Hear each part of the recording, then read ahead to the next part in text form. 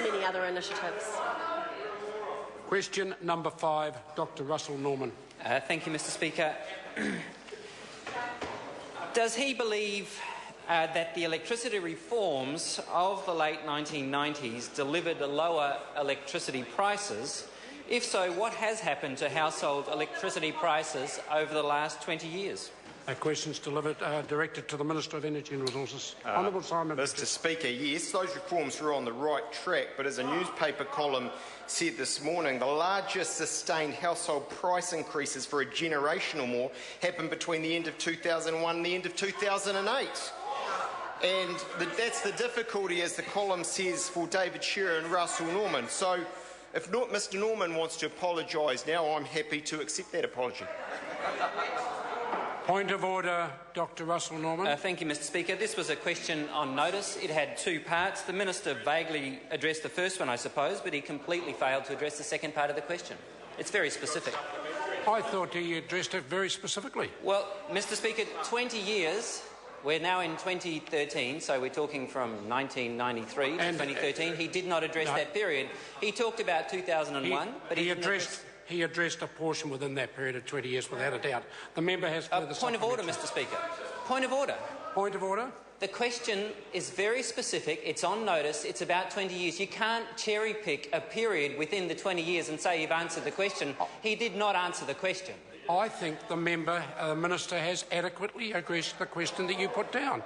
Now, the member has further supplementaries if he wants to use them. That is ridiculous. That is ridiculous. So, order. Supplementary. Order. The member will withdraw that remark. I withdraw. Supplementary. Supplementary question, Dr Russell Norman. Isn't it a simple... Order! Order! Settle down. The member has a right to ask a supplementary question. Dr Russell Norman. Thank you, Mr Speaker. Isn't it a simple fact that the actual answer to the question that was put on notice that the Minister should have given an answer to is that electricity prices for households rose 70% above inflation over the 20 years since his party introduced their ridiculous Bradford electricity reforms? Honourable Simon Bridges. Well, the simple fact is those reforms didn't have a chance to bed in, and the power prices shot up under the Labor Greens.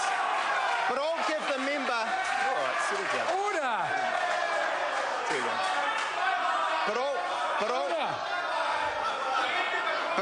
But I'll give the member... But I'll give the member another simple fact. Order! I want to hear the rest of the answer. Point of order. Right, Honourable Mr Speaker, we didn't hear the beginning of the answer, and we'd like to hear it on the basis I'll give a man enough rope.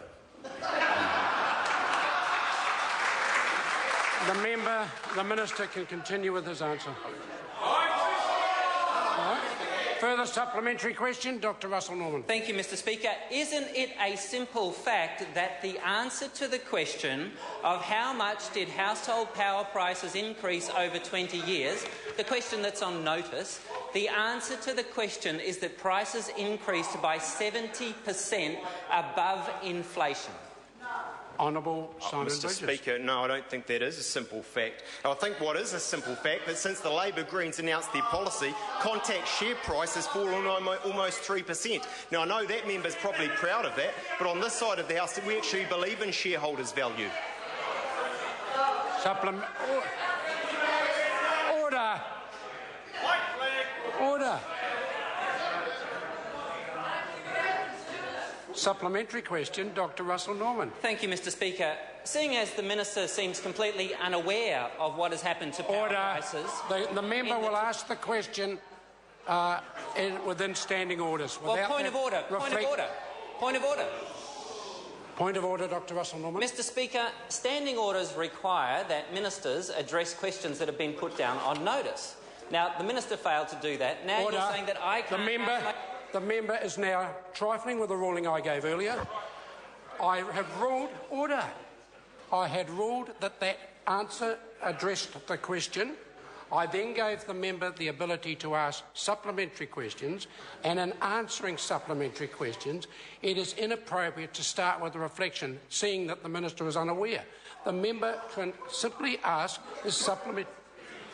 Well, I'm dealing with a point of order. The member can continue to ask his supplementary, but he doesn't need to reflect that way on the minister. Point of order, Chris Hipkins. Thank you, Mr. Speaker. I would like to ask you to reflect further on that ruling, not necessarily now, because previous speakers, well, the previous speaker certainly, has indicated that where members are dissatisfied with the quality of an answer, that the supplementary question is in fact the way that a member can follow that up. Absolutely. If you're saying that a member cannot reflect on the quality of an answer in a subsequent supplementary question, then that makes the whole process a total farce. No, I'm saying that the member has every ability to then ask supplementary questions, to delve in and get better answers. He doesn't need to address it that way. Point of order, Right Honourable Winston Peters. Speaker, it is clear as daylight to anyone watching this House or listening that a 20-year period oversight was asked for, 11 years was left out. And after 2 times, surely the questioner was entitled to assume that he knew nothing of those 11 years and was unaware of them. That's the point that's being made. Now, the member is also questioning a ruling I made earlier. I made a ruling that the question was adequately addressed and left it for Dr. Russell Norman to ask further supplementaries. Supplementary question? Is it a fresh point of order, or is it a continuing to question a ruling I made earlier? It's to try and establish... Is it a fresh point of order? It's related to your ruling. It's trying to establish the parameters. Order. I have ruled on that question. If the member wishes to raise a fresh point of order, I'll entertain it. But if it is continuing to question my ruling, then I will take that quite seriously. All right, supplementary. Supplementary question, Dr. Russell Norman. Isn't it time to admit the truth? For once, on behalf of the Minister or the National Party, just the truth just for once from the National Party, that's what I'd like to hear, that the reforms in the 1990s have failed to deliver a competitive electricity market, and that's why prices have risen 70% above inflation over those 20 years. And in the period since that minister has been since this government has been in place, over 4 years, power prices have risen by 19% in spite of the fact that demand is flat. The market has failed. Honourable Simon Bridges. I thank the member for that speech. The simple facts of the matter are this. In the 90s, power prices did rise. They then shot up markedly under the Labor government. We were so concerned when we came into government that we set up a review. We set about implementing reforms, including the Electricity Authority, and the rate of increase has gone from 8% to some 4.5%. Well, that's success. Supplementary question, Honourable Trevor Mallard. Have power prices increased by 70% more than the rate of inflation in the last 20 years? Honourable Simon Bridges. Mr. Speaker, I'm not certain of that fact, but what I do know is that the sharpest rise was under the 9 years of Labor when that guy was a... Point of order, Dr. Russell Norman. The Minister has answered the question. He doesn't need to go on attacking any other party. Order. And that sort of point of order clearly leads to more disorder. It is not an adequate point of order. The Minister has the ability to answer the question and to elaborate, provided he doesn't go on for too long. Point of order, Honourable. My point of order, Mr. Speaker, is that question is the core of the primary question. For a minister to say that he doesn't know cannot be true.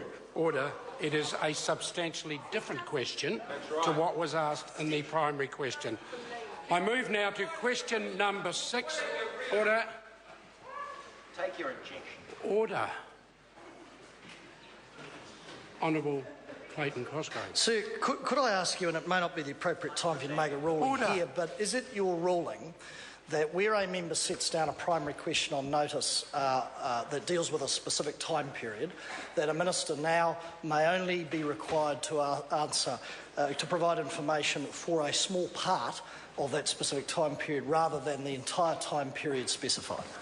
I think it is a valid point of order, and it would be dependent on the question that's asked and the answer that's given. But again, I will reflect when I at Hansard and have a look at it. But I thought, as I said, the Minister adequately addressed the question. I move to question number 6, Alfred Naru. Kia ora, Mr Speaker. To the Minister for Pacific Island Affairs, what reports has she received on raising achievement amongst Pasifika students?